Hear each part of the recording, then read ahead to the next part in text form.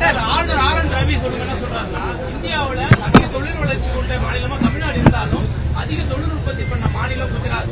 இந்த அளவுக்கான வளர்ச்சிகளை கடந்த 10 ஆண்டு இந்தியா அடையிறது காரணம் ஒரே தலைவர் குஜராத்தை சேர்ந்தவர் சொல்றாரு.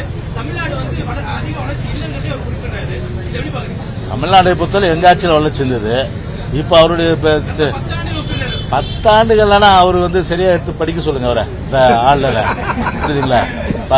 நீ தொழில்துறையில எத்தனை 2001, 2006, 91, 96, அதே போல 2011, 2016, 2011 to 2016, 2016 to 2021 எடுத்தீங்க. இத்தனை வருஷம், 31 வருஷம் தமிழ்நாட்டை ஆண்ட கட்சி அனைத்து இந்திய அண்ணா திராவிட முன்னேற்ற கழக இயக்கம்.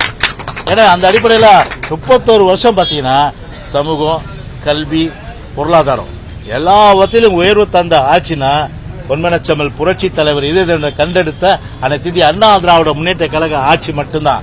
திமுகவை சொல்லலாம். திமுக சொல்றதுக்கு தகுதி இருக்கு. எங்களை சொல்றதுக்கு எந்த தகுதி ஆளுநருக்கு கிடையாது. திமுக எப்பெல்லாம் ஆட்சிக்கு வருதோ பொருளாதாரமும் பின்னுக்கு போயிடும், அரசு கருவூலம் காலியாயிடும், கஜானா காலியாயிடும், களஞ்சியம் காலியாயிடும், ஒட்டுமொத்தமா தமிழ்நாடு சூறையாடப்படும். ஆனா எங்க ஆட்சியில் அந்த மாதிரி நிலைமை கிடையாது என்னைக்கும்.